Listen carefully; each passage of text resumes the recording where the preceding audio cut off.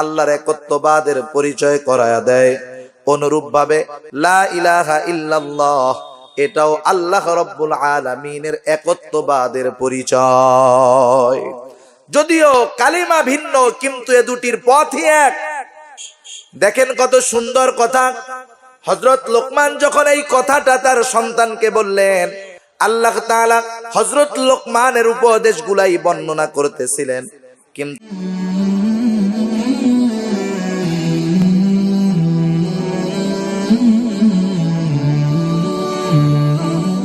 Mega channel, সত্য ও শান্তির পথে।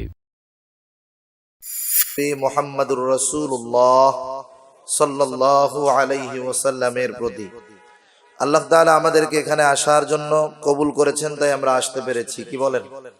আল্লাহ তাআলা যদি তৌফিক না দিতেন আমরা এখানে আসতে পারতাম না। হাদিসের মধ্যে এটা প্রমাণ যে রাসূলুল্লাহ সাল্লাল্লাহু আলাইহি ওয়াসাল্লাম বলেন, দুনিয়ার মধ্যে সবচাইতে দামি মজলিস হলো ওই মজলিস যেই মজলিসের মধ্যে দ্বীনি মুযাকারা করা হয়, দ্বীনি আলোচনা করা হয়। সেজন্য কোরআন হাদিসের ভাষায় এই মজলিসগুলোকে জান্নাতের বাগান বলা হয়। তা সম্মানিত উপস্থিতি, যেহেতু তাফসীরুল কোরআন মাহফিল কর্তৃপক্ষ আমাকে একটি নির্ধারিত বিষয় দিয়েছেন, সময় যেহেতু অল্প, ভূমিকায় অনেক কথা বলার মতো সময়ও নাই, সুযোগও নাই। সেই বিষয়টি হলো সোজা কথায় যেটা পিতামাতার প্রতি সন্তানের হক, অথবা আদর্শ সন্তান গঠনে মা বাবার করণীয়। আজকে দেখুন, এমন একটা সময় আমরা অতিবাহিত করতেছি, একবিংশ শতাব্দীতে এসে মানুষ কিন্তু আজকে দরিদ্র নাই। মানুষ দরিদ্র নাই। আজকে এমন কোন খবর আমরা পাই না যে মানুষ খাবারের অভাবে অন্তত আমাদের দেশে মারা গেছে। পেয়েছেন এরকম? অথচ মুরব্বীরা হয়তো জেনে থাকবেন, বাংলাদেশে একটা সময় দুর্ভিক্ষ ছিল। শিল্পাচার্য জয়নুল আবেদিন তার চিত্রকর্মের ভিতরে সেই দুর্ভিক্ষের ছবি, খুব মর্মান্তিক দৃশ্যগুলা তুলে ধরেছেন। এরকম একটা ছবি আছে যে একটা বাচ্চা খাবারের অভাবে কঙ্কালসার হয়ে গেছে, এখনো মারা যায় নাই, জীবন আছে। দূরে একটা শকুন দাঁড়িয়ে আছে, এই বাচ্চাটা মারা যাবে আর ওই শকুন তার আহার হিসাবে ওই বাচ্চার গোশত ভক্ষণ করবে। এমন অভাব আমাদের এই দেশ দেখেছে, এমন দুর্ভিক্ষের মধ্য দিয়ে আমাদের এই দেশ অতিবাহিত করেছে। মানুষ খাবারের অভাবে মারা গেছে, কিন্তু একবিংশ শতাব্দীতে এসে আজকে আমাদের দেশকে বলা হয় খাদ্যে স্বয়ং সম্পূর্ণ একটি দেশ।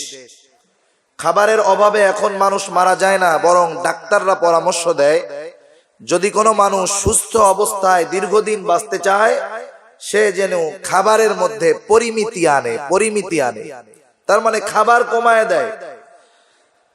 কিন্তু আফসোসের সাথে বলতে হয়, আজকে এই সময়ে যদিও আমাদের খাবারের অভাব নাই, আমরা দারিদ্র সীমার উপরে, কিন্তু এই একবিংশ শতাব্দীতে এসে আমাদের সমাজ আজকে আমরা দেখতে পাচ্ছি চরিত্র সীমার অনেক নিচে নেমে গেছে। ঠিক কিনা বলি? জাহেলিয়াতের সময়কে আমরা জাহেলিয়াতের সময় কেন বলি? রাসূলুল্লাহ সাল্লাল্লাহু আলাইহি ওয়াসাল্লাম দুনিয়ায় আসার পূর্বে, ঈসা আলাইহিস সালাম দুনিয়া থেকে যাওয়ার পরে এই সময়টাকে বলা হয় জাহেলিয়াতের সময়।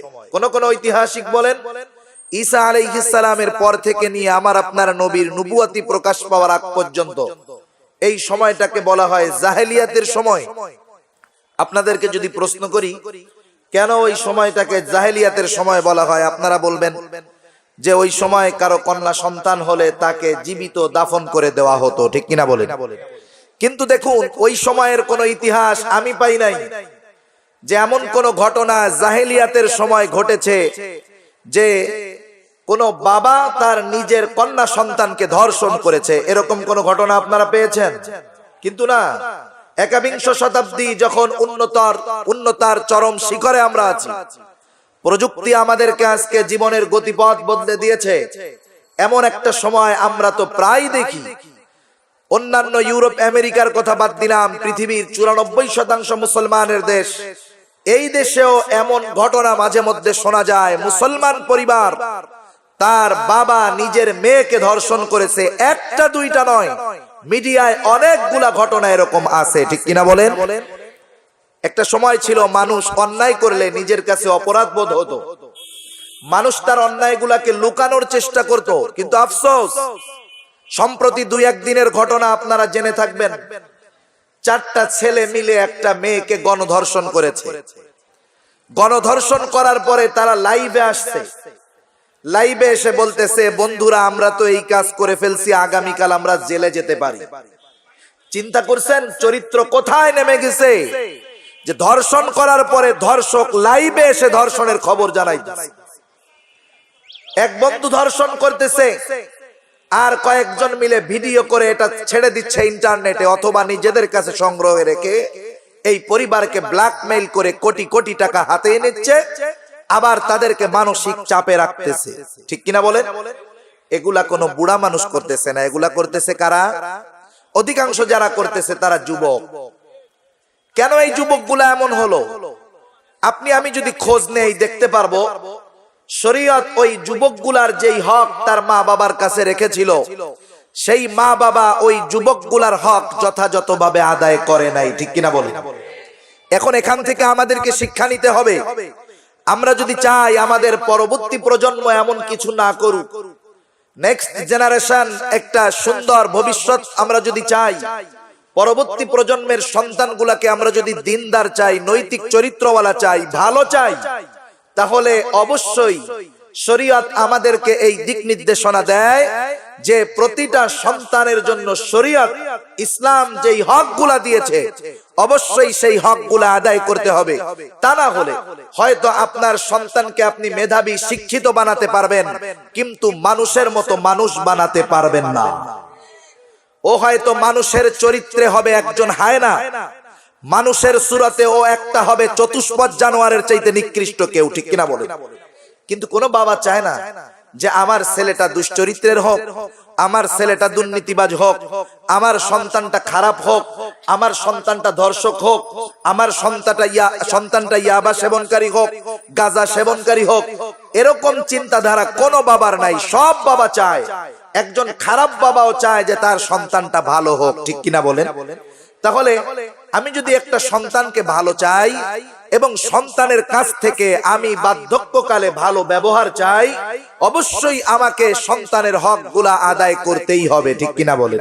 আমি যদি না করি, তাহলে আমি দুনিয়া থেকে যাওয়ার আগেই আমার সন্তানের দুশ্চরিত্রের কারণে কি পরিণতি হয় তার এবং আমার এই অবস্থা হয়তো আমাকে দু চোখে দেখতে হবে। এই খারাপের যেই প্রভাব সেটা হয়তো আমার উপর দিয়েও বয়ে যেতে পারে। সেজন্য অতীতের কথা বাদ দেন, এখন থেকে আমাদেরকে এই প্রতিজ্ঞাবদ্ধ হতে হবে যে আমরা আমাদের সন্তানদের হকগুলা আদায় করব। রাজি আছি তো আমরা? আল্লাহ কবুল করুক, জোরে বলেন আমিন। সন্তানগুলার হক কি? অধিকাংশ মা বাবা অনেক সময় বয়ান করতে গেলে অনেক মুরব্বীরা এসে বলে, হুজুর কর্তৃপক্ষ যে বিষয় দিয়েছে দিক, আপনি আমি বুড়া মানুষ, একটা অনুরোধ আপনার বাবার মতো। অনুরোধটা হলো আপনি একটু ওয়াজের মধ্যে বলবেন যে মা বাবা সন্তানের কাছে কি হক পায়, এই ওয়াজটা একটু করবেন। তখন আমার মন চায় ওই বৃদ্ধ বাবাকে বলতে, বাবা হক কি শুধুমাত্র আপনি আপনার ছেলের কাছে পান, আপনি আপনার সন্তানের কাছে পান, অথচ আপনার সন্তানও তো আপনার কাছে হক পেত, আপনি কি সেগুলা পরিশোধ করেছেন? যদি সেগুলা পরিশোধ করে থাকেন তাহলে তো আপনার সন্তান আজকে আপনার সাথে এমন ব্যবহার করার কথা না।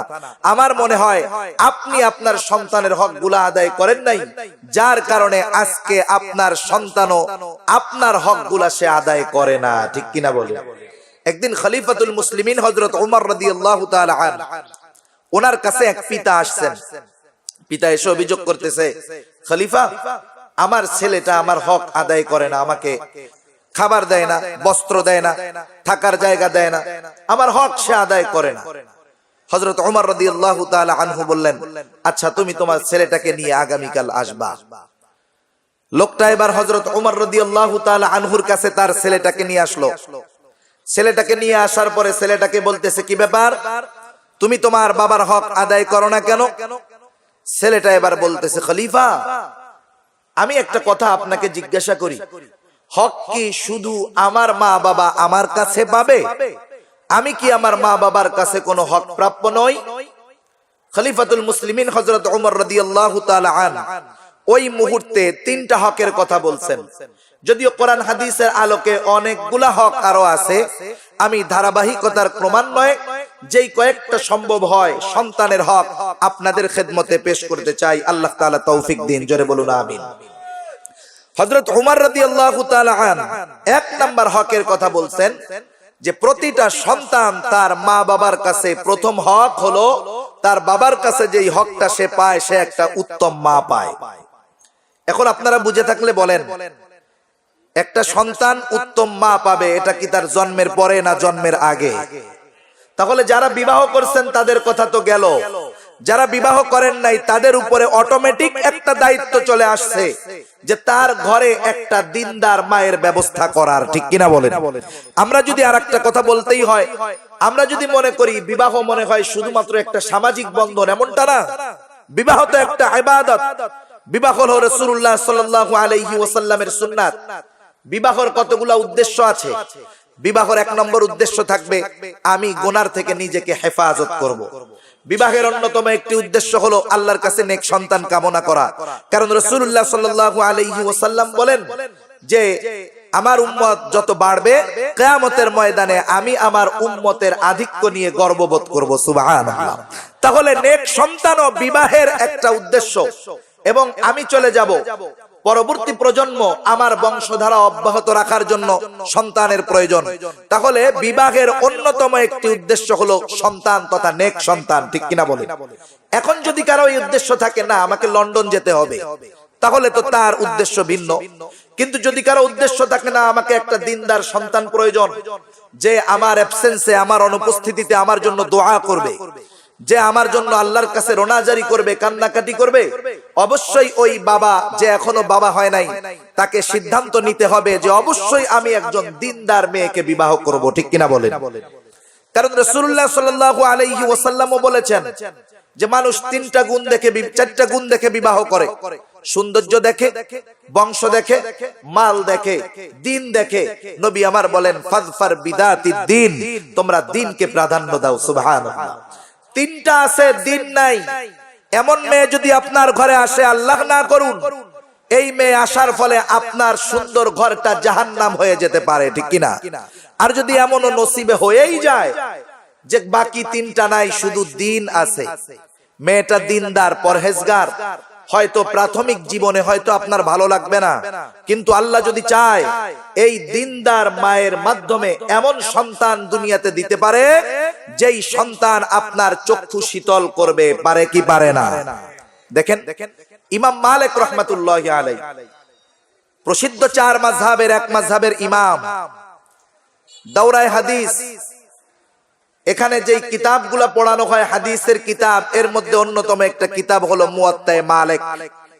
ইমাম মালিক রাহমাতুল্লাহি আলাইহি শুধু যে বড় একজন আলেম ছিলেন এমন না, তিনি ছিলেন ওনার সময়ের সবচেয়ে বড় মুফাসসির, তিনি ছিলেন ওনার সময়ের সবচাইতে বড় মুহাদ্দিস, উনি ছিলেন ওনার জামানার সবচাইতে বড় ফকিহ, সবচাইতে বড় মুফতি, জামানার শ্রেষ্ঠ আলেম ছিলেন ইমাম মালিক রাহমাতুল্লাহি আলাইহি। ওনার মা কিন্তু সুন্দর ছিল না, ওনার বাবা একজন দিনদার লোক ছিল। যখন ছেলের বিবাহের বয়স হয়েছে, ইমাম মালিকের দাদা দাদি মেয়ে তালাশ করা শুরু করছে। অনেক সময় মানুষে এসে খবর দেয় যে অমুক জায়গায় একটা মেয়ে আছে, মেয়েটা খুব ভালো, বংশ ভালো, চেহারা ভালো, এরকম বলে না অনেক সময়? ইমাম মালিকের দাদা দাদির কাছে আইসা এক লোক খবর দিছে একটা মেয়ে আছে, মেয়েটা খুব দিনদার পরহেজগার, তার দিনদারিত্বের তুলনা হয় না।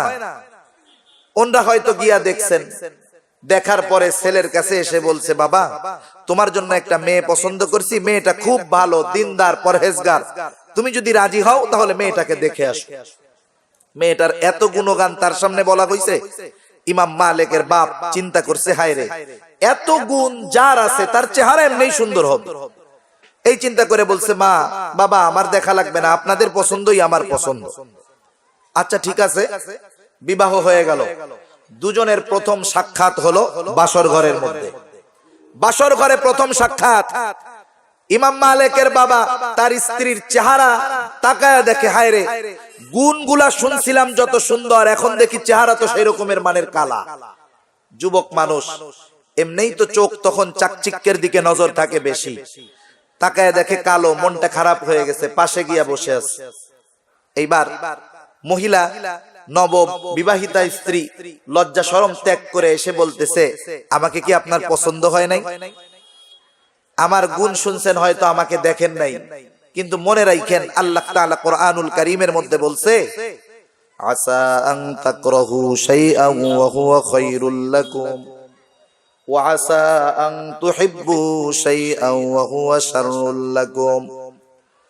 আল্লাহ রাব্বুল আলামিন কোরআনুল কারীমের মধ্যে বলছেন, এমন কিছু আছে যেটাকে তোমরা অপছন্দ করো, অথচ ওর মধ্যে আল্লাহ তাআলা তোমাদের জন্য কল্যাণ রেখে দিয়েছে। আবার অনেক কিছু এমন আছে যেটাকে তোমরা তোমাদের জন্য কল্যাণকর মনে করো, অথচ আল্লাহ তাআলা ওর মধ্যে তোমাদের জন্য অকল্যাণ রেখে দিয়েছে। কোরআনের কথাগুলা হলো এমন কথা, আপনি যখন কোন কথা কাউকে কোরআন দিয়ে বুঝাবেন, তার মধ্যে যদি ন্যূনতম ঈমান থাকে, কোরআনের কথাগুলা তার হৃদয়ের গতিপথ পরিবর্তন করে দিবে। ঠিক কিনা বলেন? এইবার ওই মেয়েটা যখন ইমাম মালিকের বাবার কাছে গিয়া কোরআনের রেফারেন্স দিল, কোরআনের কথা শোনার পর ওনার দিলটা একটু নরম হয়ে গেল, স্ত্রীর সাথে আসলো, দুজনের মধ্যে ওই রাত্রেই জেমা হলো, সহবাস হলো। দিনের আলোয় পরের দিন সকালবেলা উনি যখন আবার মহিলার চেহারাটা দেখলেন, এবার মনটা বড় খারাপ হয়ে গেল। এবার আর মনকে বুঝ দিতে পারলেন না, তিনি এলাকা ছেড়ে চলে গেলেন। এই যে গেলেন, একটানা প্রায় 18-19 বছর পরে উনি ওনার এলাকায় ফিরলেন। এলাকায় ফেরার পরে দেখলেন এলাকার চেহারা পরিবর্তন হয়ে গেছে। ওই এলাকায় এসে উনি জোহরের নামাজটা আদায় করলেন। জোহরের নামাজের পর দেখতে পেলেন যিনি ইমামতি করিয়েছেন সুদর্শন একটা যুবক। এই যুবক জোহরের নামাজের পরে সব মানুষগুলা যখন নামাজ শেষ করলো, এইবার হাদিসের দর্শ দেওয়া শুরু করছে যুবক। মসজিদ ভর্তি মানুষ তার দর্শের মধ্যে বসা, বোঝা যায় অনেক আলেম উলামা তার দর্শের মধ্যে বসা। সুন্দরভাবে সবাইকে হাদিসের দর্শ দিলেন দীর্ঘ সময়। একটা সময় দর্শ শেষ হলো, লোকরা চলে গেল, উনিও চলে গেলেন। এইবার একটা লোককে উনি জিজ্ঞাসা করতেছে, ভাই এই যে ইমাম সাহেব এত সুন্দর হাদিসের দর্শ দিলেন, এই যুবকটাকে? এইবার যাকে জিজ্ঞাসা করা হলো সেও তো চিনে না যে এই লোকটা হলো ইমাম মালিকেরই বাবা। বলতেছে, ভাই রে, ছেলেটা তো বড় ভদ্র, বড় আলেম, কিন্তু আফসোস এই ছেলেটা হলো ওই লোকের সন্তান যেই লোক বিবাহ করার পরে আজকে থেকে 18-19 বছর আগে নিরুদ্দেশ হয়ে গেছে, তার কোনো খবর নাই। তার স্ত্রীর চেহারা পছন্দ হয় না, এই জন্য পালায়ে চলে গেছে, খবর নাই। লোকটা এবার বুঝতে পারলো যে হায় রে, তো আমার সেই সন্তান। এইবার খোঁজ নিয়ে বাড়িতে গেল, দরজা টোকা দিল। ওই সুদর্শন যুবক দরজাটা খুলে দিল। বলে, আপনি কে? বলে, তুমি আমাকে চিনবে না, আমাকে চিনবে তোমার মা। তোমার মায়ের কাছে গিয়ে বলো ওই লোকটা ফিরে আসছে, যেই লোকটাকে আপনি বলেছিলেন আসা আন তাকরাহু শাইআন ওয়া হুয়া খায়রুল লাকুম ওয়া আসা আন তুহিব্বু শাইআন ওয়া হুয়া শাররুল লাকুম। যখন ইমাম মালিক গিয়া তার মাকে বলল, মা ওই লোকটা ফিরে আসছে, যেই লোকটাকে আপনি এই কথা বলেছিলেন, বুঝতে পারলো যে আমার স্বামী ফিরে আসছে। এইবার ছেলেকে বলতেছে, বাবা ওই লোকটাকে দ্রুত ঘরে নিয়ে এসো, উনি কেউ নয়, তোমার অপরিচিত কেউ নয়, তিনি হলেন তোমার বাবা। দেখেন, মেয়েটা কালো ছিল কিন্তু সচ্চরিত্রের মেয়ে ছিল। যদিও তখন তার ভালো লাগে নাই, কিন্তু আল্লাহ রাব্বুল আলামিন এমন একটা সন্তান ওই দিনদার মহিলার গর্ভে আল্লাহ দান করেছে। জগৎ বিখ্যাত আলেম, 4 মাযহাবের এক মাযহাবের ইমাম, ইমাম মালিক রাহমাতুল্লাহি আলাইহির মতো সন্তান সুন্দরী কোন নারীর ঘরে আসেন নাই, দিনদার একজন কালো একটা নারীর গর্ভে আল্লাহ পাঠিয়েছে। সেজন্য বিবাহের ক্ষেত্রে সর্বপ্রথম দেখতে হবে দিনদারিত্ব কেমন আছে, ঠিক কিনা বলেন? এটা কিন্তু সন্তানের হক। আপনি যদি শুধু চেহারা, সম্পদ, বংশ এগুলাকে প্রাধান্য দিয়ে দিনদারিত্বকে ছেড়ে দেন, কিয়ামতের ময়দানে এই সন্তান যদি খারাপ হয়, আল্লাহর কাছে কিন্তু আপনাকে জবাবদিহিতা করতে হবে। সেজন্য সিদ্ধান্ত আপনার, বলে দেওয়ার দায়িত্ব আমাদের। এরপরে যখন কেউ বিবাহ করবে, বিবাহের পরে যখন কোন সন্তান মায়ের গর্ভে আসবে, এবার মারও কিছু দায়িত্ব আছে। আধুনিক বিজ্ঞান তো গবেষণার কারণে অনেক পদ্ধতির কথা বলে দেয়। প্রতিটা সন্তান মায়ের গর্ভের মধ্যে দীর্ঘ একটা সময় অতিবাহিত করে। যখন সন্তানগুলা রূহ পায়, হাত পা হয়, যখন তার ভিতরে প্রাণ দেওয়া হয়, কান দেওয়া হয়, এই মুহূর্তে চিকিৎসা বিজ্ঞান বলে যখন মা কোনো কথা বলে, ওই সন্তান কান খাড়া করে গর্ভবতী মায়ের কথাগুলা শুনে। মার পেটের মধ্যে সন্তান যখন জীবন পায়, মার প্রতিটা কথা সন্তান কান খাড়া করে শুনে। ইউরোপের একজন ডক্টর, উনি অনেকগুলা গর্ভবতী মহিলাদেরকে নিয়ে কনফারেন্স করেছেন। উনি ওনার লেকচার গুলার ভিতরে বলেছেন, শুনেন বোনেরা, ওনরা তো মুসলমান নয়, অন্য ধর্মাবলম্বী। বলেছেন, শুনেন, আপনি যদি চান আপনার সন্তানটা সুন্দর গায়ক হোক, আপনি গান গাবেন, গান শুনবেন। আপনি যদি চান আপনার সন্তানটা ভালো অঙ্কে ভালো হোক, আপনি অঙ্ক করবেন। আপনি যদি চান সন্তানটা অভিনেতা হোক, তাহলে আপনি অভিনয় করবেন। ওরা তো বাকি কথা বলবে না, বাকি কথা তো আমাদেরকে বলতে হবে। আপনি যদি চান আপনার সন্তানটা দিনদার হোক, কোরআনওয়ালা হোক, আপনি দুনিয়ার কোনো কিছু করবেন না, আপনি কোরআন পড়বেন, আপনি তাসবিহ তাহলিল পাঠ করবেন। আপনার সন্তান আপনার তিলাওয়াতকৃত কোরআনের আয়াতগুলা কান খাড়া করে শুনবে। সন্তান মায়ের পেটের মধ্যে থাকতেই তার মধ্যে মার গুণগুলো ঢুকে যায়, বদ খারাপ জিনিসগুলোও তার মধ্যে প্রভাব ফেলে। সেজন্য সন্তান যখন মায়ের পেটে আসবে, মা তখন নিজেকে ভালো আমলের দিকে বেশি বেশি ধাবিত করবে। তাসবিহ তাহলিল পাঠ করবে, দুরূদ শরীফ পাঠ করবে, কোরআনুল কারীমের তিলাওয়াত করবে। কারণ ওই সময় তার জন্য বেশি নামাজ পড়াটা কষ্টকর হবে। সে অন্যান্য তাসবিহ তাহলিল পাঠ করার মাধ্যমে সময় অতিবাহিত করবে, এতে সন্তানের প্রতি তার প্রভাব পড়বে। কিন্তু আমাদের দেশে কি হয়? আমাদের দেশে তো এখন সময় কাটানোর জন্য জিনিসের অভাব নাই। বড় এলসিডি টেলিভিশন কিনে দেওয়া হয়, দেয়ালের সাথে লাগিয়ে সুন্দর মতো বসে বসে উনি এগুলা দেখেন। উনি যখন এগুলা দেখেন, ক্ষতি তো কয়েকটা হয়, চরিত্রগত ক্ষতি তো হয়, এবং টেলিভিশন ইন্টারনেটের যে রেডিয়েশনের ক্ষতি, এটাও গর্ভের বাচ্চার সমস্যা সৃষ্টি করে। এজন্য বিজ্ঞান বলে যে গর্ভ অবস্থায় কোনো মা যদি অতিরঞ্জিত মোবাইল ব্যবহার করেন, মোবাইলের এই রেডিয়েশন, যে নেটওয়ার্কের রেডিয়েশন, এর কারণে তার সন্তান প্রতিবন্ধী হতে পারে, তার সন্তান অপূর্ণাঙ্গ হতে পারে। সেজন্য এগুলা থেকে, ইলেকট্রিক এবং ইলেকট্রনিক্স ডিভাইস থেকে দূরে থেকে ইনি যদি একটু দ্বীনি কাজে সময়টা ব্যয় করেন, এনার সন্তান দিনদার হওয়াটা সহজ হবে, ঠিক কিনা বল? এবার সন্তানটা যখন দুনিয়ায় ভূমিষ্ঠ হবে, দুনিয়ায় ভূমিষ্ঠ হওয়ার পরে একটা সন্তানের অন্যতম হক হলো তার ডান কানে আজান হবে, বাম কানে ইকামত হবে।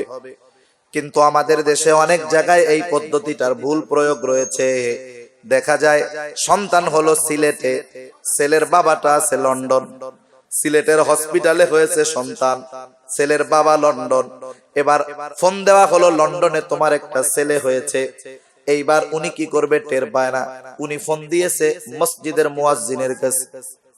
কি ব্যাপার, এত রাত্রে ফোন কেন? কয় আমার ছেলে হয়েছে, আজান দিয়ে দাও। হইল কই, খবর গেল কই, আজান দিতে কয় কই। নিয়ম তো যেখানে সন্তান হলো, ওই সন্তানের কানে দুনিয়ার কোনো আওয়াজ যাওয়ার আগে সন্তানের ডান কানে আজান, বাম কানে ইকামত দিতে হবে। দুনিয়ার কোনো আওয়াজ সন্তানের কানে যাওয়ার আগে সন্তানের কানের মধ্যে আল্লাহর বড়ত্বের ঘোষণাটা পৌঁছিয়ে দিতে হবে। এই সন্তান, এটা সন্তানের একটা হক। এজন্য ওখানে যদি পুরুষ না থাকে, মহিলা থাকলে মহিলাই কাজটা করবে, আজান দিয়ে দিবে, বাম কানে ইকামত দিয়ে দিবে। এরপরে সন্তানের বয়স যখন 7 বছর হবে, এই সন্তানের মাথার চুলগুলা মুন্ডাবে, চুলগুলা চেঁচে ফেলবে। চুলের ওজনে স্বর্ণ অথবা রূপ্য অথবা স্বর্ণরূপ্য পরিমাণ যেই টাকা হয় সেটা দান করে দিবে। সপ্তম দিন সন্তানের সুন্দর একটা নাম রাখবে, যেই নামটা সন্তানের ধর্মীয় পরিচয় বহন করে। নামটা বলার সাথে সাথেই বোঝা যাবে যে এ একজন মুসলমানের সন্তান। কিন্তু আমাদের সমাজে অনেক নাম আছে এরকম, যেই নামটা বলার পরে বোঝা যায় না ও পুরুষ না নারী, ও হিন্দু না মুসলমান, বৌদ্ধ না খ্রিস্টান না হিজড়া, কিছুই বোঝা যায় না। আছে না নাই এমন নাম? আমার ব্রেনে কয়েকটা নাম আছে এরকম। নাম আছে রনি। আমি এই নামটা পুরুষেরও পাইলাম, মহিলারও পাইলাম, হিন্দুর পাইলাম, মুসলমানের পাইলাম, বৌদ্ধর পাইলাম, খ্রিস্টানের পাইলাম, হিজলারও মনে হয় আছে। তাহলে এই নাম কেমন ধর্মীয় পরিচয় আমার আপনার বহন করে? আপনি কি দুনিয়ায় নাম খুঁজে পান না? লক্ষ লক্ষ পয়গম্বর, লক্ষ লক্ষ সাহাবী, তাবেঈন, এত নাম থাকতে আপনি ভালো নামটা সুন্দর মতো বক্সে রাখে। কত সুন্দর নাম, শহীদুল ইসলাম টনি, কত সুন্দর নাম না? ডাক নামটা টনি। ঢাকা শহরে টনি তো কুকুরের নামও আছে। তাইলে কুকুরের নাম আর মানুষের নামের মধ্যে যদি ডিসটেন্স না থাকে, তফাৎ না থাকে, কেমন হলো? সেজন্য সুন্দর একটা নাম এটা সন্তানের হয়। সপ্তম দিন আকিকা করবে। আকিকার সুন্নাত পদ্ধতি হলো, ছেলে হলে 2টা ছাগল, মেয়ে হলে 1টা। আবার আমাদের দেশে আপনাদের এলাকায় আছে কিনা জানি না, আকিকা তো বিজনেসের বড় একটা সিস্টেমের নাম।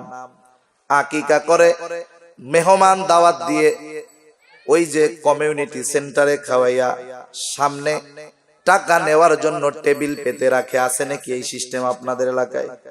আছে, কিছু কিছু জায়গায় আছে। কয়জনে এরকম এরকম করে, কয়জনে এরকম এরকম চিন্তা করে, যদি এরকম এরকম বলি এলাকার মান সম্মান যাইব কা? আর কয়জনে কয় হুজুরে জিগাইছে, মিথ্যা কথা কেমনে কে?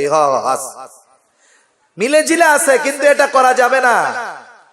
আকিকা এটা সুন্নাহ পদ্ধতিতে করতে হবে আমাকে আপনাকে। আপনি আত্মীয় স্বজনদেরকে দাওয়াত দিবেন, খাওয়ায়া দিবেন। কেউ দাওয়াত যদি দেয় বিনিময় গ্রহণের ইচ্ছায় নিয়ত থাকে, তাহলে এটা কেমন দাওয়াত হলো? ওই রকম দাওয়াত দেওয়াও দরকার নাই, ওরকম দাওয়াতে যাওয়ারও দরকার নেই। সেজন্য আকিকা হবে সুন্নাহ পদ্ধতিতে।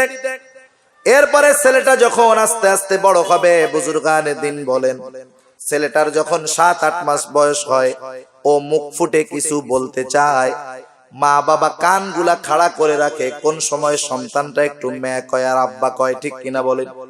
বারবার ছেলেকে মেয়েকে বলে, আব্বু একটু বলো তো আব্বু। মা বলে, বলো তো একটু মা। কিন্তু এই আব্বু আম্মু শেখানোর আগে আমাদের উচিত তাদেরকে আল্লাহ শব্দটা শেখানো, ঠিক কিনা বলেন? আল্লাহ শব্দটা শিখালে লাভ কি হবে? আমার সন্তান যদি অনিচ্ছায় আমার একটু আব্বা করে বলে বসে, আমি খুশি হয়ে যাব। আমি যদি আমার সন্তানটাকে আল্লাহ আল্লাহ বলা শিখাই, ওই সন্তান যদি আল্লাহ আল্লাহ বলে, আরশের মালিক খুশি হয়ে যাবে। সেজন্য আমি সন্তানকে প্রথম শব্দ শিখাবো আল্লাহ।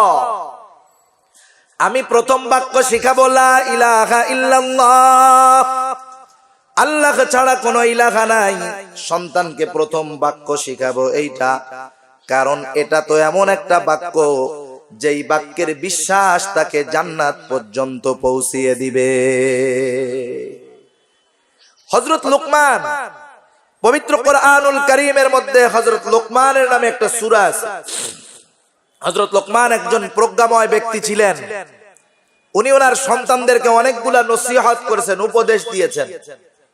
সেজন্য আমি প্রায় জায়গায় বলি, প্রতিটা বাবার উচিত পবিত্র কোরআনুল কারীমের সূরা লোকমানের তাফসীর সহকারে পড়া, যে হযরত লোকমান সন্তানদেরকে কেমন নসিহত করলেন, যে আল্লাহ রাব্বুল আলামিনের সেই নসিহতগুলা পছন্দ হয়ে গেল।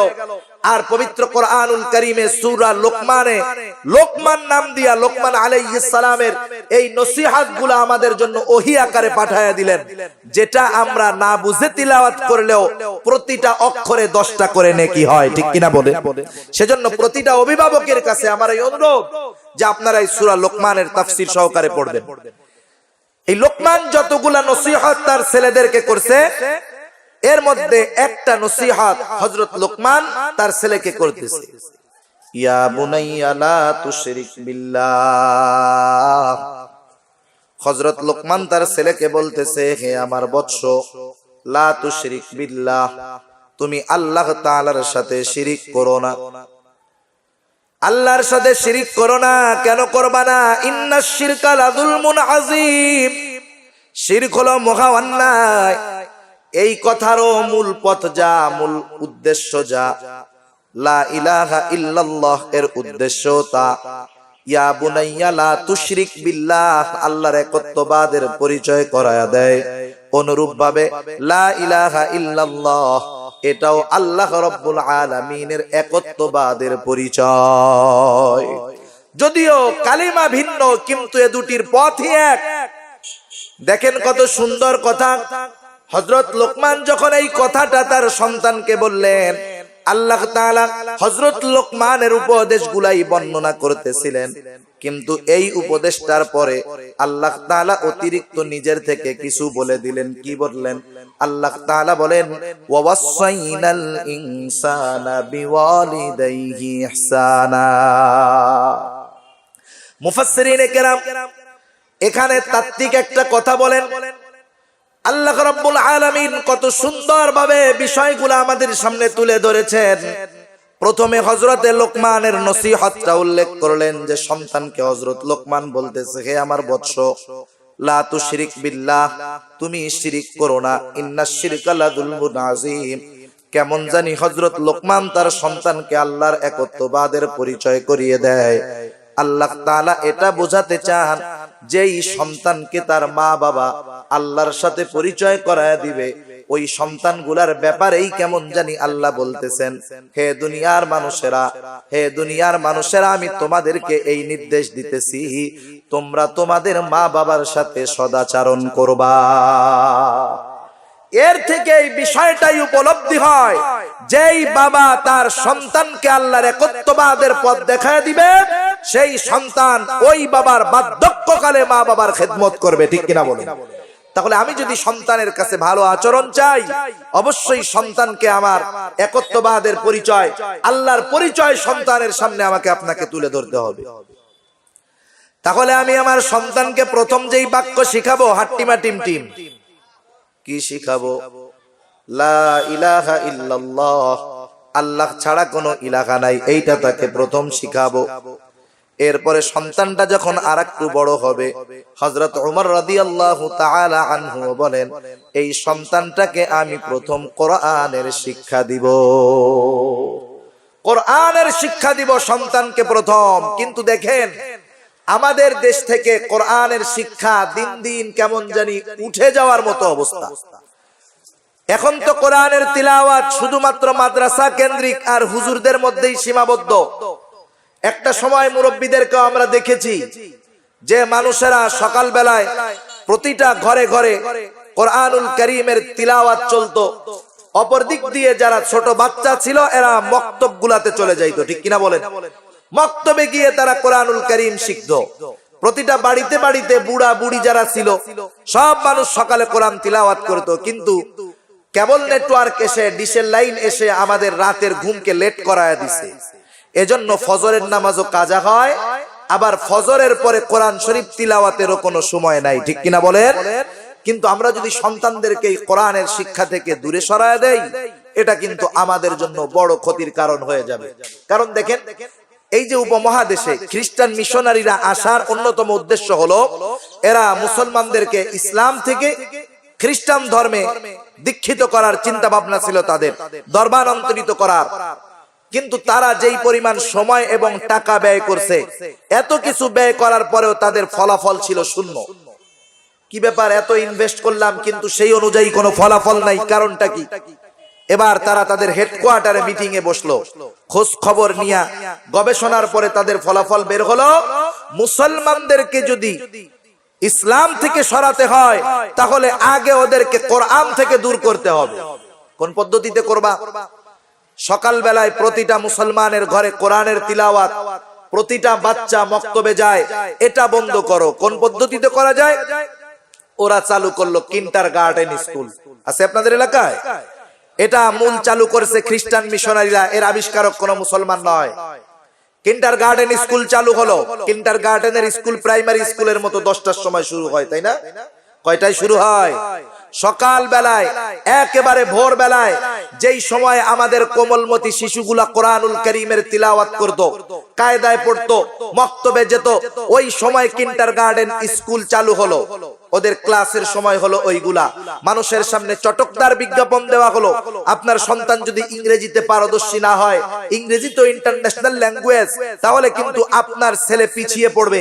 আপনার সন্তানকে সুশিক্ষায় উচ্চ শিক্ষিত করতে হলে কিন্ডারগার্টেনে দেন। বাংলাদেশের মানুষ তো এরা যেটার বিজ্ঞাপন বেশি সেটার উপরে লাফায় পড়ে বেশি। এদের অভ্যাস হলো, এক লোক ডাক দিছে, এই মিয়া কি হয়েছে? কই চিলে তোমার কান নিয়ে গেছে। ও চিলের পিছনে দৌড় শুরু করছে, বেটা আগে কানে হাত দাও। ঠিক কিনা বলেন? অভ্যাস তো এই আমাদের। এখন যখন চটকদার বিজ্ঞাপন পেল, হায় রে কি করা যায়, আমার ছেলের ফিউচার তো অন্ধকার হয়ে যাবে। দুইজনে পরামর্শ করে এবার সন্তানগুলাকে মক্তব থেকে ছুটিয়ে এনে সকালবেলার কিন্ডারগার্টেনে দেওয়া হলো। দেখুন, প্রতিটা বাচ্চা যখন ঘুম থেকে ওঠে তার মেধা থাকে ফ্রেশ, মাথার ভিতরে কোনো গ্যাঞ্জাম থাকে না, টেনশন থাকে না। ওই সময় আপনি ওর মাথার মধ্যে যেটা দিবেন সেটা প্রবেশ করবে। ঠিক কিনা বলেন? এই সকালবেলায় দ্বীনি ইলম, কোরআন যখন মাথার মধ্যে ঢুকানো হতো, ওই সময়টা চলে গেল ইহুদি নাসারাদের পরিচালিত কিন্ডারগার্টেনের হাতে। ওরা আপনার বাচ্চার মাথার মধ্যে ঢুকায় দিল ABCD। আমরা তো ক্লাস 2 পর্যন্ত বই পড়ছি মাত্র 3টা, বাংলা, অঙ্ক, ইংরেজি। কিন্তু এই ছেলেগুলা, বাচ্চাগুলা ক্লাস 1-এ ওঠার আগে সাবজেক্ট আছে 5-6টা। ঠিক কিনা বলেন? 5-6টা বই। এই বাচ্চা একটা ব্যাগ কাঁধে নিয়ে 5-6টা বই পেছনে নিয়ে যখন স্কুলের দিকে দৌড় দেয়, 4 বছরের বাচ্চা নিজের নাম, নিজের বাপের নাম ঠিক মতো বলতে পারে না, ওই ব্যাগ নিয়ে সামনে যায় না, অটোমেটিক পিছনে চিত হয়ে পড়ে থাকে। ঠিক কিনা বলে? ওর শিক্ষার আসবাব, ওর শিক্ষার সামগ্রী এটাই প্রমাণ দেয় যে দেখ, এই শিক্ষা যদি আমি কাঁধে বহন করি, এটা আমাকে সামনে যেতে দিবে না। ও যদিও সার্টিফিকেটের দিক দিয়ে অনেক হবে, কিন্তু নৈতিকতা, মানবতা, চরিত্রের দিক দিয়ে আমাকে অনেক পেছনে ফেলায় দিবে। ঠিক কিনা বলে? কিন্তু দেখেন তো, ছোটবেলায় মক্তবে যারা গেছেন, আপনারা কি কেউ কায়দা, সিপারা, আমপারা, কোরআন শরীফ কান্দে বাদায় গেছেন না বুকে লাগায় নিয়ে গেছেন? আমরা বুকে লাগায় নিয়ে গেছি। কখনো অনাকাঙ্ক্ষিত ভাবে রাস্তার মধ্যে যদি এমন হইছে হোঁচট খেয়ে পড়ে যাওয়ার মতো অবস্থা, চিন্তা করছি হাতে ব্যথা পাই, পায়ে ব্যথা পাই, বুকে ব্যথা পাই, তবুও কিন্তু কোরআন আমরা বুক থেকে ছাড়ি নাই। ঠিক কিনা বলেন? আবার যদি অনাকাঙ্ক্ষিত ভাবে কোরআনটা হাত থেকে পড়েই গেছে, আমাদের এলাকায় মহিলাদের মাসালা ছিল, কিছু মাসালা আছে, মাসালায় মহিলা, এগুলো মহিলাদের মাসালা। কি মাসালা বলতো? কয় হায় হায়, হাত থেকে যদি কোরআন পড়ে যায় তাহলে এই কোরআনের ওজন অনুযায়ী চাল দান করতে হবে, এটা যদি দান না করা হয় তাহলে কিন্তু গুনাহ হবে। মহিলারা এরকম বলতো, কোরআন শরীফ পড়ে গেছে হাত থেকে। এখন এটা একটা হইছে অন্যায়। দ্বিতীয়ত, এখন যদি মার কাছে যায় বলি, মা 1 কেজি চাউল লাগবে, কেন? কোরআন শরীফ পড়ছে, আর একজনের দান করতে যাব, পিটানি খাইতে হবে। যেই দেখছি মা একটু কাজে বাইরে গেছে, সুন্দর করে চাউল 1 কেজি চুরি করে গরিবরে দিয়ে আসছে। একটা জিনিস বুঝেন, ছেলেটা হয়তো চুরি করে দিয়ে আসছে, কিন্তু কার আজমতে এই কাজটা করলো? কোরআনের মহব্বতে। ঠিক কিনা বলেন? হয়তো ছোটবেলায় বুঝের কমতি কাজটা করছে, বড় হলে তার বুঝ ক্লিয়ার হয়ে যাবে যে না, এটা কোনো ব্যাপার না। কিন্তু কোরআনের মহব্বত তার অন্তরের মধ্যে এমন ছিল যে ওই বাচ্চা কোরআন পড়ে গেছে, গুনাহ হবে এই ভয়ে সে চাউল চুরি করে হলেও সে গরিবকে দান করে এই গুনার থেকে মুক্তি হওয়ার চিন্তা করছে। এটা কিন্তু পজিটিভ ধারণা ছিল বাচ্চাদের। কিন্তু যখনই আস্তে আস্তে সকালবেলায় কিন্ডারগার্টেন, বাচ্চাগুলা কোরআন থেকে দূরে সরলো, কোরআন থেকে দূরে সরলো। চ্যালেঞ্জ দিয়ে বলতে পারি, বাংলাদেশের যুব সমাজের মধ্যে যারা আছে, একটা সময় এমন গেছে যে 90% ছেলে স্কুল কলেজে পড়লেও কোরআন সহি শুদ্ধভাবে পড়তে পারতো। এখন 90% এর উপরে ছেলে যারা স্কুল কলেজে পড়ে সহি শুদ্ধভাবে 5টা সূরাও মুখস্থ বলতে পারবে না। ঠিক কিনা বলেন? তাহলে কোথায় গেল মুসলমান? নামাজ শুদ্ধ হওয়ার জন্য তো মিনিমাম 5টা সূরার প্রয়োজন ছিল, সেই 5টা সূরাও আমাদের সহি নাই। তাহলে এ জাতি কেমনে উন্নত হবে? এই প্রজন্ম কেমন করে আমাদেরকে ভালো পথ দেখাবে যদি আমরাই তাদেরকে এই বিষয়গুলোর দিকে নজর না রাখি? সেজন্য আমাদের সন্তানগুলোকে কোরআন শিক্ষা করাতে হবে। এটা সন্তানের হক, এই দায়িত্ব পালন করবে তার বাপ। ঠিক কিনা বলেন? আপনার সন্তানগুলোকে আপনি আগে দ্বীনি শিক্ষা দেন, এরপরে আপনি কলেজ, ভার্সিটি যা পড়ান, ডাক্তার বানান, ইঞ্জিনিয়ার, কোনো অসুবিধা নাই। কিন্তু তার ভিত্তিমূলক শিক্ষা যদি কোরআনের শিক্ষা থাকে, ও দুর্নীতিবাজ হবে না, ও অনৈতিক কাজ করবে না, ও বাটপারি করবে না। ওই ছোটবেলার কোরআনের শিক্ষা তাকে অন্যায় থেকে ফিরাবে। ঠিক কিনা বলেন? সেজন্য সন্তানের অন্যতম একটি হক হলো সন্তানকে কোরআনুল কারীমের শিক্ষা দিবে মা বাবা। এরপরে সন্তানের যখন 7 বছর বয়স হবে, এই সন্তানটাকে নামাজের জন্য তাগিদ দিবে। তিরমিজির বর্ণনা, 10 বছর বয়স যখন হবে এই সন্তানটাকে নামাজের জন্য প্রয়োজনে প্রহার করবে। আরেকটা কথা, আমাদের দেশের সমস্যা হলো এইগুলা, আমাদের দেশের মসজিদ গুলাকে আমরা ছোট ছোট বাচ্চাদেরকে নিয়ে যাওয়াটা খারাপ মনে করি। একটা বাচ্চা 3-4 বছর বয়স যখন হয়, এই বাচ্চাটা কিন্তু তার প্রস্রাব পায়খানা আসলে তার আব্বাকে বলতে পারে, ঠিক কিনা বলেন? একবারে 2-2.5 বছর, 1 বছরের বাচ্চাদের নেওয়ার কোনো দরকার নাই, এটা প্রয়োজন নাই, বরং নেওয়াটাই বোকামি। বরং এই ছোট ছোট বাচ্চাদেরকে যদি আমি মসজিদে নেওয়ার অভ্যাস ছোট থেকে করাতে পারতাম, লাভটা কি হতো? ইউরোপ, আমেরিকা সহ মধ্যপ্রাচ্যের অনেক দেশগুলাতে এই সিস্টেম আছে। মসজিদের সাথে বাচ্চাদের জন্য ছোট খেলার জায়গা আছে, বাহিরে গার্ড আছে, এই কারণে বাচ্চাগুলাও নিরাপত্তার সাথে থাকে। এই বাচ্চাগুলা খেলাধুলা করে আবার ইমাম সাহেবের সাথে গিয়া 2টা সেজদা দিয়ে এসে আবার খেলা করে। তার মানে মসজিদের সাথে তার একটা সম্পর্ক তৈরি হয়ে যায়। কিন্তু আফসোস, আমাদের দেশের অধিকাংশ মসজিদ গুলাতে ছোট ছোট বাচ্চারা যখন যায়, যদি একটু চিল্লাচিল্লি করে, বড়রা মুরব্বীরা একটা ধমক দিয়া ওই বাচ্চাকে সহ, পারলে তার বাপকে সহ মসজিদ থেকে বের করে দেয়। আছে না নাই? কি করলেন আপনি? এই যে 4 বছরের বাচ্চাটা, ওর যখন 14 বছর হবে, 14 গোষ্ঠী মিলে ঠ্যাং ধরেও মসজিদে আনতে পারবেন না। সেজন্য ছোট বাচ্চা যদি মসজিদে আসে, আপনি পাওয়ার দেখাবেন না। কারণ মসজিদ কার ঘর? জোরে বলেন, কার ঘর? আল্লাহর ঘর। একটা লোক মসজিদের জন্য জমি দান করলো, পাবলিকরে দান করে নাই, ওয়াকফ করছে। কারে? আল্লাহকে ওয়াকফ করছে। বলেন, ওই জমির উপরে তার প্রভাব দেখানোর ক্ষমতা আছে? সুতরাং মসজিদ যখন হলো, যেই এলাকার বা যেই মহল্লার মসজিদ, ওই মহল্লার সবচাইতে বড় লোক, সবচাইতে প্রভাবশালী ব্যক্তির ওই মসজিদে যতটুকু পাওয়ার, ওই সমাজের সবচাইতে গরিব মুসলমানটারও সমান পাওয়ার, ঠিক কিনা বলে? সেজন্য মসজিদের মধ্যে পাওয়ার দেখানোর ক্ষমতা নাই। আল্লাহর ঘরে গিয়ে গাদ্দারি করা যাবে না, আল্লাহর ঘরে গিয়ে নিজের মাথাকে নত রাখতে হবে। ভাষা উচ্চ আওয়াজে কথা বলা যাবে না, ভাষাকে নিম্নগামী রাখতে হবে। সেজন্য বুঝতে হবে আমাকে, এই ছোট বাচ্চারে কেন আপনি ধমক দিলেন? আপনি যদি এটা না করে, ছোট বাচ্চা আসছে, আপনি যদি ছোট বাচ্চারে কাছে ডাক দিতেন, আপনার নাতির বয়সী, বলতেন, না না, তুমি এক কাজ করবা, আজান দিলেই তুমি মসজিদে চলে আসবা। ওরে আপনি যখন এইটা বলতেন, ওর এইটা মাথার মধ্যে গেথে যাইতো যে একজন আদর করে বলছে। এশার নামাজ বাপের সাথে পড়া বাড়ি গেছে, অনেক শীত, ছোট বাচ্চা ঘুম পাতলা, আজানের আওয়াজ ওর কানে গেছে আর ঘুম ভেঙে গেছে। সাথে সাথে ওর মনে পড়ে গেছে, হায় রে, আমার নানা তো মসজিদে যেতে কইছে, এই রাতের বেলায় ও একা যাবে কেমনে? ও এবার বাপরে খুশাবে, আব্বা, আব্বু চলো মসজিদে চলো, আব্বু ওঠো, আব্বু ওঠো। হয়তো ছেলের বাবা একটু ধমক দিবে, বেটা ঘুমাইতে দে। আপনি যখন সন্তান বারবার ডাকবে আপনার, এবার আপনার স্ত্রী করবে কি? তোমার লজ্জা করে না? তোমার ছোট নাবালক মাসুম বাচ্চা তোমার মসজিদে যাওয়ার জন্য ডাকে, আর তুমি ঘুমাইতেছো, জলদি ওঠো নইলে কিন্তু ফ্রিজ থেকে ঠান্ডা পানি ঢেলে দিলা। সাথে সাথে বাপ উঠা ওই ছেলের কান্না থামানোর জন্য হলেও আল্লাহর ঘরে সেজদা দিতে যাবে, ঠিক কিনা বলেন? আপনি কি বলেন? একটা ছেলের 10 বছর বয়সে নামাজের জন্য প্রহার কেন করা লাগবে? এই ছেলেটা যদি 4 বছর বয়স থেকে মসজিদে যাওয়ার অভ্যাস করে, আমি তো এই কথা অন্তর থেকে বলতে পারি, এই ছেলেটা 10 বছর বয়সে পাক্কা নামাজি হয়ে যাবে, ঠিক কিনা বলে? তাহলে আমরা আমাদের সন্তানদেরকে নামাজি বানাতে পারি নাই, এ ব্যর্থতা আমাদের। আমরা আমাদের সন্তানদেরকে মসজিদমুখী বানাতে পারি নাই, এ ব্যর্থতা আমাদের। এরা যদি কিয়ামতের ময়দানে জাহান্নামী হয়, আমি বাপ যত বড় হাজী হই না কেন, যত বড় দানবীর হই না কেন, কিয়ামতের ময়দানে এই সন্তান যদি আল্লাহর দরবারে অভিযোগ দিয়ে বসে, আমার কিন্তু মুক্তি পাওয়ার কোনো উপায় নাই, ঠিক কিনা বলে? এজন্য সন্তানকে নামাজের জন্য তাকিদ দিতে হবে। ছোট বাচ্চা যদি মসজিদে যায়, এর উপরে রাগ হওয়া যাবে না। রাসূলুল্লাহ সাল্লাল্লাহু আলাইহি ওয়াসাল্লাম একদিন আসরের নামাজ পড়াইতেছেন, একটা সিজদা আল্লাহর নবী অনেক দীর্ঘ করলেন। সাহাবারা চিন্তা করলো, হয়তোবা কোনো ওহী নাজিল হচ্ছে, যার কারণে পয়গম্বর সিজদা প্রলম্বিত করতেছেন। নামাজের শেষে হয়তো তিনি আমাদেরকে জানায় দিবেন কি ওহী নাজিল হলো। আল্লাহর নবী আসরের নামাজের পরে ঘুরে বসলেন। সাহাবারা অপেক্ষমান আল্লাহর নবী কি বলেন, কিন্তু নবী কিছুই বলেন না।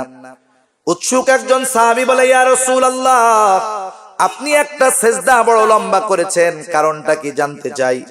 কারণ আল্লাহর নবীর অভ্যাস ছিল যখন কোন মজলিসে ওহী নাজিল হতো, আল্লাহর নবী এই ওহী সবার সামনে তিলাওয়াত করতেন।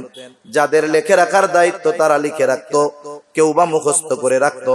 আল্লাহর নবী বলতেছে, শোনো, ওই সিজদাটা দীর্ঘ হওয়ার কারণ হলো আমি যখন সিজদায় গেলাম, আল্লাহর নবীর মেহরাব আর হুজরা এটা ছিল একই সাথে, শুধু মধ্যে একটা দেয়াল, দরজায় একটা পর্দা ছিল। আমি যখন সিজদার মধ্যে গেলাম, আমার নাতি ছোট্ট হুসাইন আমার কাঁধের উপরে উঠে খেলা শুরু করলো। এমনটাই হয়, ছোট নাতিন নানারে অনেক সময় ঘোড়া বানায় খেলা করে, ঠিক কিনা বলেন? যখন নানাকে দেখছে সিজদায় ছোট মানুষ, এক লাফ দিয়া পয়গম্বরের ঘাড়ের উপরে উঠে গেছে হযরতে হুসাইন। আল্লাহর নবী বলেন, আমি যতক্ষণ না হুসাইন খেলাধুলা করে পরিতৃপ্ত হলো ততক্ষণ আমি মাথা উঠাই নাই। যখন হুসাইন খেলাধুলা করে তৃপ্ত হয়ে আমার কাঁধ থেকে নামলো, আমি তখন সিজদা থেকে মাথা তুললাম। আল্লাহর নবী একজন ছোট বাচ্চার খেলাকে কেমন প্রাধান্য দিয়ে সিজদা লম্বা করলেন। আমাদের কাঁধে যদি উঠতো, দুই কোনই দিয়া গুতা মেরে 3 হাত দূরে ফেলায় দিতাম, ঠিক কিনা বলেন? কত বড় ফাজিল নামাজের মধ্যে আমার কাঁধে উঠছে। কিন্তু আল্লাহর নবীর চরিত্র কি দেখেন। সেজন্য আমি আপনি যদি এই চরিত্র গ্রহণ করতে পারি, ছোট বাচ্চারা এমনিই মসজিদ মুখী হবে, মসজিদ নামাজির দ্বারা মুখরিত হয়ে যাবে, ঠিক কিনা? আর যদি 10, 12, 11, 13, 14, 15 বছরের ছেলেগুলা নামাজি হয়ে যায়, সেই সমাজের দৃশ্য না কতই সুন্দর হবে। এটা যদি হয় কোন সমাজে, এই সমাজের দৃশ্যের দিকে তাকালে অন্তরটা জুড়িয়ে যায়, চক্ষু দুটা জুড়িয়ে যায়। এরপরে ছেলের সব হক আদায় করা হলো। সর্বশেষ ছেলেটা যখন যৌবনে উপনীত হবে, সন্তানটাকে বিবাহ দিতে হবে। মেয়ে হলে তার বিবাহের ব্যবস্থা করতে হবে। মেয়ে হলে দিনদার ছেলের সাথে বিবাহ দিতে হবে, ছেলে হলে দিনদার মেয়ের সাথে বিবাহ দিতে হবে। একটা বিষয় মনে রাখতে হবে, বিবাহ করার দায়িত্ব কোনো ছেলের নয়, বরং বিবাহ দেওয়ার দায়িত্ব হলো তার অভিভাবকের। আর এর পরিপূর্ণ বিপরীত আমাদের সমাজে কত যুবককে বিবাহ বিলম্ব করতে করতে ওই যুবকের মাথার চুল পড়তে পড়তে ওসমানী স্টেডিয়াম হয়ে যাওয়ার মতো অবস্থা, এমন আছে না নাই? তাহলে কেন আপনি বিবাহে বিলম্ব করাবেন? কারণ বিবাহ একটা মানুষের চরিত্রকে হেফাজত করার অন্যতম মাধ্যম। একটা মানুষ যদি যৌবনকে হেফাজত করতে চায়, তাকে যথাসময়ে বিবাহ দিতে হবে। এটা চিকিৎসা বিজ্ঞানও বলে, এটা ইসলামও বলে। সেজন্য ওই ছেলেটা বিবাহের বয়স হলে বিবাহ দেওয়ার দায়িত্ব আপনার। কারণ আল্লাহ তাআলা কোরআনুল কারীমের মধ্যে বলেন, ওয়া আনকিহুল আয়ামা মিনকুম ওয়াস-সালিহিনা মিন ইবাদিকুম ওয়া ইমাইকুম ইন ইয়াকুনু ফুকারা ইউগনিহিমুল্লাহ। আল্লাহ বলেন, আনকিহু, তোমরা বিবাহ দাও। কাদের বিবাহ দিবা? বিবাহ উপযুক্ত দিনদার, তোমার গোলাম হোক, তোমার অধীনস্থ হোক, বাদী হোক, সে যেই হোক, তাকে তোমরা বিবাহ দিয়ে দাও। তাহলে আপনি আপনার ছেলেকে বিবাহ দেন না কেন? যুক্তি দাঁড়া করেছেন, ছেলে নিজের পায়ে দাঁড়াতে পারে নাই। কিন্তু আপনি যদি এই বাহানা দিয়া ছেলেটাকে বিবাহ না দেন, মেয়েটাকে বিবাহ না দেন, তাহলে এই ছেলে আপনার অঙ্গচরে, আপনার মেয়ে আপনার অগোচরে যত প্রকার গুনাহ এই যৌবনের তাড়নায় করবে, সব গুনাহগুলাও আপনার আমলনামায় গুনাহ হিসাবে যোগ হয়ে যাবে। আপনি জীবনে জেনা করেন নাই, ইফটিজিং করেন নাই, এই ছেলেটা যদি যৌবনের তাড়নায় এগুলা করে, অটোমেটিক এই গুনাহগুলো আপনার আমলনামায় যোগ হয়ে যাবে। বিবাহ কেন দেন না? বলে কি খাওয়াবে? অভাবের ভয়ে বিবাহ দেওয়া হয় না। অথচ আমার আল্লাহ বলেন, ইয়াকুনু ফুকারা ইউগনিহিমুল্লাহ। আল্লাহ বলেন, তোমরা যদি দারিদ্র হও, ইবাদতের নিয়তে বিবাহ দাও, তোমরা সুন্নাহ পদ্ধতিতে বিবাহ দাও, বিবাহটাকে আমল হিসাবে দাও, ইবাদত হিসাবে দাও, তাহলে তোমরা যদি গরিব হও, আমি আল্লাহ ধনী বানায়া দিব। আল্লাহ তাআলার ওয়াদা। সেজন্য আল্লাহ যেখানে ওয়াদা করেছেন, ছেলে যদি বেকারও হয়, গরিব হয়, তার অর্থের ব্যবস্থা করে দিবেন, টাকার ব্যবস্থা করে দিবেন। আল্লাহর ওয়াদা বিশ্বাস হয় না? তাহলে এই রকম অনেক বাপ অনেক যুবকের হক এরকম নষ্ট করতেছে, আর অনেক যুবক অন্যায় করতেছে, তার বাপের আমলনামায় গুনাহগুলা যোগ হইতেছে। এখন দেখেন, এই যে সন্তানের হক যে কয়েকটা আমার যেখানে আসলো, আপনি নিজে নিজে চিন্তা করেন সন্তানের এই হকগুলো আদায় করছেন কিনা। যদি করে থাকেন তো আলহামদুলিল্লাহ, আর যদি করে না থাকেন, আল্লাহ না করুন কিয়ামতের ময়দানে এই সন্তান যদি জাহান্নামী হয়ে যায়, আমি আপনি তো আমলের পাহাড় নিয়ে আল্লাহর সামনে উঠবো, ওই সন্তান আল্লাহর কাছে বলবে রব্বানা ইন্না আতা'না সাদাতানা ওয়া কুবারানা ফাআদাল্লুনাস সাবিলা। ওই সন্তান সেদিন আল্লাহর কাছে অভিযোগ দায়ের করবে, আল্লাহ আমরা আমাদের বড়দের নেতাদের, আমার অভিভাবকের অনুসরণ করেছিলাম, আনুগত্য করেছিলাম, ফাআদাল্লুনাস সাবিলা, আয় আল্লাহ এরাই তো আমাদেরকে পথভ্রষ্ট করেছে, এদের কারণে আমরা জাহান্নামী হয়েছি, আল্লাহ এদের শাস্তিকে আপনি দ্বিগুণ করে দেন। এরা বলবে রব্বানা আতিহিম দি'ফাইনি মিনাল আযাব ওয়া লা'আনুহুম লা'নান কাবীরা। বলবে আল্লাহ আপনার আযাব এদের উপরে দ্বিগুণ করে দেন, খাস লানত বর্ষণ করেন। আপনার সন্তান, আমার সন্তান যদি হক আদায় না করি, কিয়ামতের ময়দানে আল্লাহর কাছে এরকম অভিযোগ দায়ের করবে, ধরা খেয়ে যেতে হবে কিয়ামতের ময়দানে। সেজন্য আপনাদেরকে অনুরোধ করব, সন্তানকে শরীয়ত যেই হকগুলা দিয়েছে আপনি আদায় করেন, সবগুলা হক আদায় করেন। একথা বুকে হাত দিয়ে বলা যায়, তাহলে আগামী প্রজন্ম, আমরা একটি সুন্দর প্রজন্ম পাবো, দিনদার প্রজন্ম পাবো। আমাদের ভবিষ্যৎ হবে অত্যন্ত সুন্দর, ভবিষ্যৎ হবে মানুষের নিরাপদ, ভবিষ্যৎ হবে সুন্দর, এবং ওরাই আমাদেরকে সঠিক পথের দিশারি হিসাবে আগামী প্রজন্মকে এগিয়ে নিয়ে যাবে, ঠিক কিনা বলেন? এজন্য আমাদের সন্তানের হকগুলা যথাযথভাবে আমরা আদায় করব। আল্লাহ তাআলাও বলেন ইয়া আইয়ুহাল্লাযীনা আমানু কু আনফুসাকুম ওয়া আহলিকুম নারা, হে ঈমানদারেরা তোমরা নিজেরা জাহান্নাম থেকে বাঁচো, অধীনস্থদেরকে জাহান্নাম থেকে বাঁচাও। এই আয়াতটা নাযিল হওয়ার পরে হযরত ওমর রাদিয়াল্লাহু তাআলা আনহু বলতেছেন, ইয়া রাসূলুল্লাহ নিজেদেরকে জাহান্নামের আগুন থেকে বাঁচাবো বুঝলাম, অধীনস্থদেরকে কিভাবে বাঁচাবো? মুফাসসিরিন কেরাম ব্যাখ্যার মধ্যে বলেন অধীনস্থদেরকে যেই হক শরীয়ত দিয়েছে সেই হক আদায়ের মাধ্যমে, জাহান্নাম থেকে বাঁচানোর চেষ্টা করার মাধ্যমে তাদের হক আদায় করো। যদি না করো তাহলে তোমাকেও হয়তো নেক আমলকারী যদিও হয়ে থাকো, হক আদায় না করার কারণে তোমাকেও জাহান্নামী হতে পারে। তাই আল্লাহ তাআলা আমাদের সকলকে আমাদের সন্তানের হকগুলা যথাযথভাবে আদায় করার তৌফিক দান করুক। সকলে বলেন আমিন। ওয়া আখিরু দাওয়ানা আলহামদুলিল্লাহি রাব্বিল আলামিন। আসসালামু আলাইকুম ওয়া রাহমাতুল্লাহি ওয়া বারাকাতুহু।